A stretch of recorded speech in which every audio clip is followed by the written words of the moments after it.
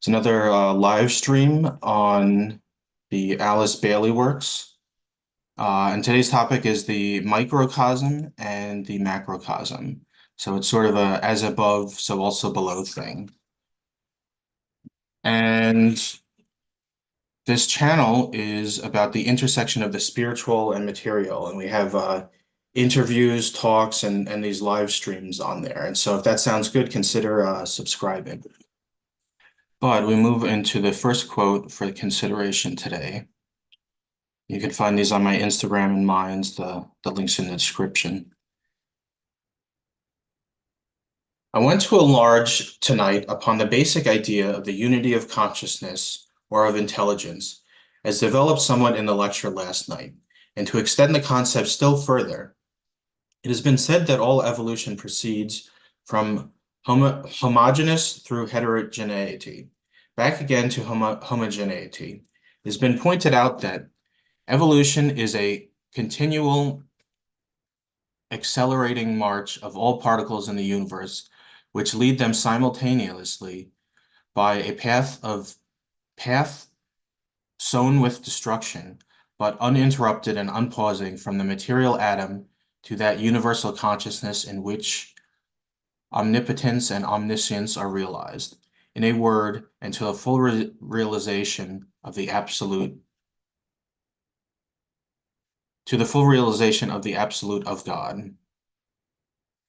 This proceeds from the minute diversifications which we call molecules and atoms, up to their aggregate as they build into forms and continue on through the building of those forms into greater forms, till you have a solar system in all its entirety. All has proceeded under law, and the same basic laws govern the evolution of the atom as the evolution of a solar system. The microcosm repeats itself in man. The microcosm and the macrocosm repeats itself in man, the microcosm, and the microcosm is again reflected in all lesser atoms. The words get a little confusing, microcosm, macrocosm all over. But yeah, it's just getting at that idea of as above, so below, that you've got the solar system with that central nucleus of the sun, just like you have the atoms with the central nucleus of, I believe it's the protons, and then the outer, like the planets are the electrons circling it. And you even see that in man. It's like, well, people don't look like planets. People aren't round. But if you look at it from the right perspective, people are like that. If you see the aura and the energy bodies, those things are round or ovoid in shape.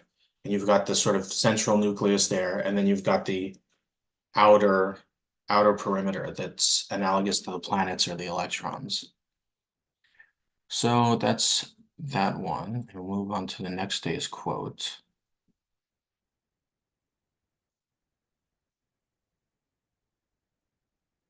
Esoteric study, when coupled with esoteric living, reveals in time the world of meaning and leads eventually to the world of significances. The esotericist starts by endeavoring to discover the reason why.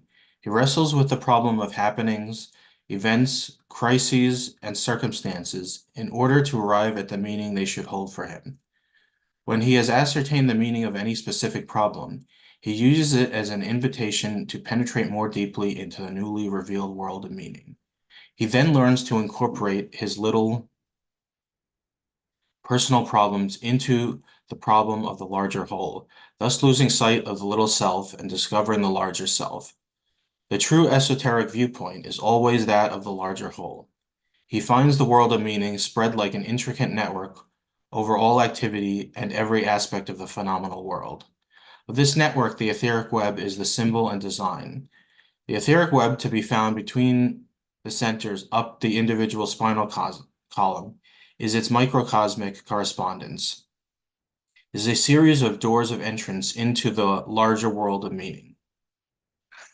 This, in reality, concerns the true science of the centers, or chakras, to which I have frequently referred.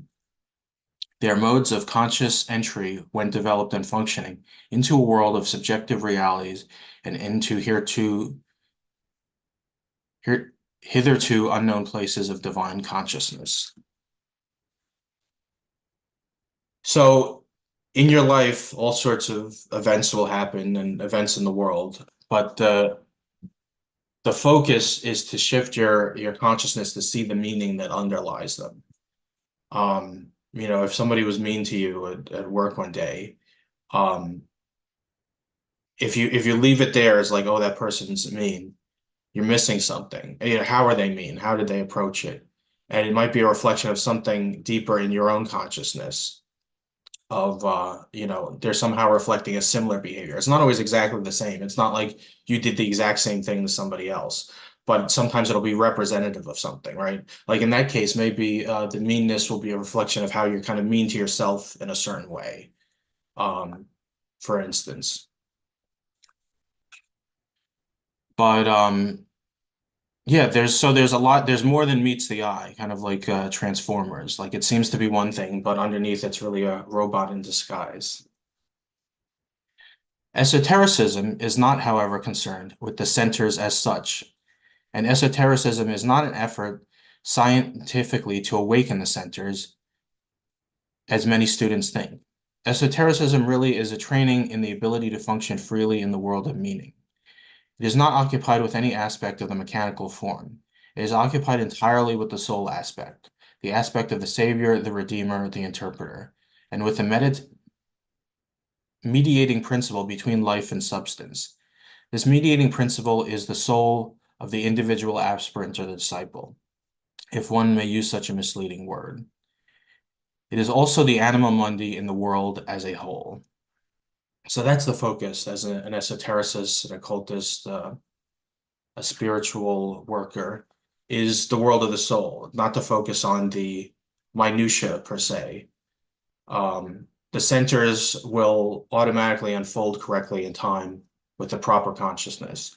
And the proper consciousness is developed by seeking union with the soul, by following the light and the love of the soul.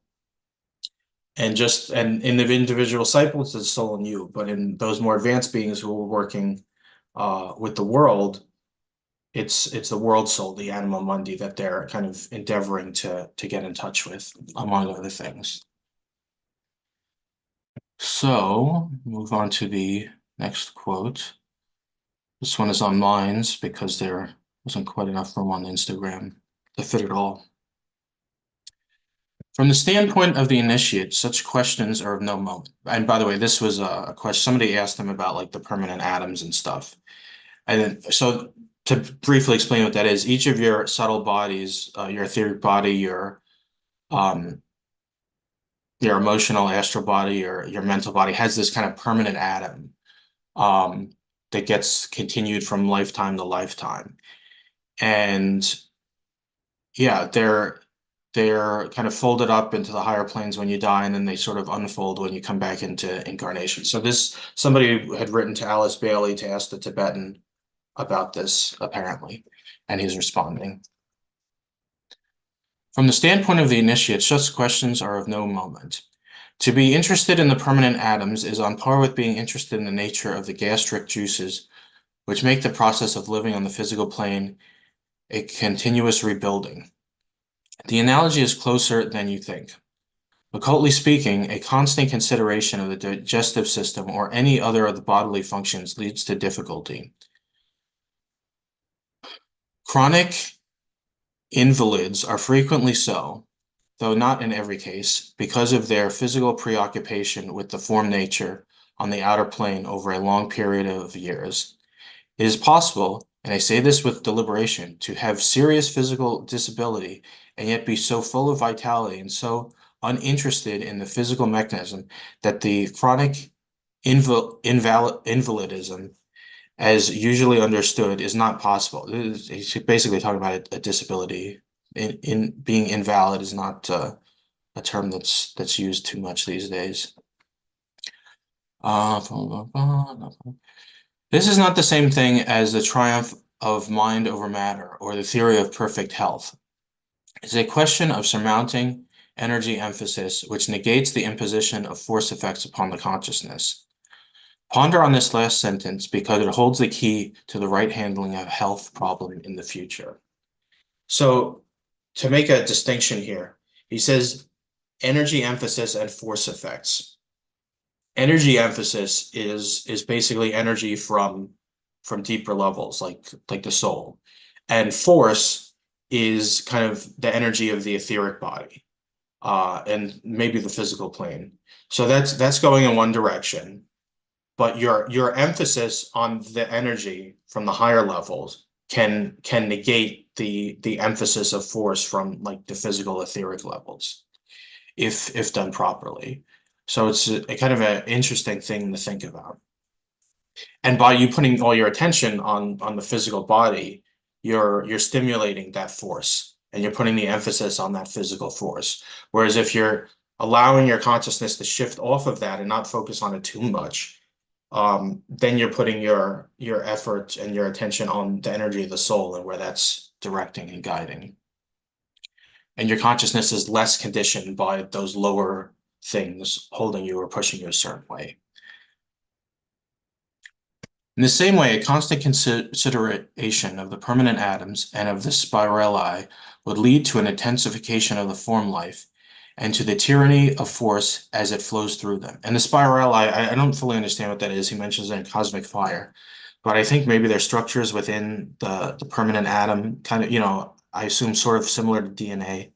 But they have some, significance and he writes about them a little bit. But again, they're a form-based sort of thing.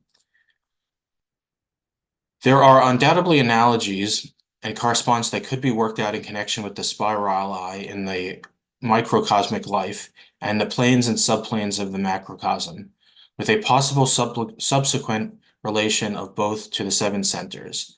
Microcosmically understood, and the seven planetary schemes macrocosmically understood. But the goal for the majority of aspirants is not to limit their consciousness by a concentration upon the minutiae such as permanent atoms and details connected with the individual form nature. The objective of each aspirant is to expand his consciousness to include that which lies beyond himself, to attain to more elevated states of consciousness in the life of the group and of humanity, and to integrate himself consciously into the hierarchy, eventually into Shambhala, and occultly to quote unquote know God in his many phases of all-inclusive extension and perfection. A close concentration upon the study of the spirali and atoms would be scientifically and technically interesting and possible, but would not lead to an increased spiritual development, but to personality emphasis and therefore to increased difficulty in the treading of the path.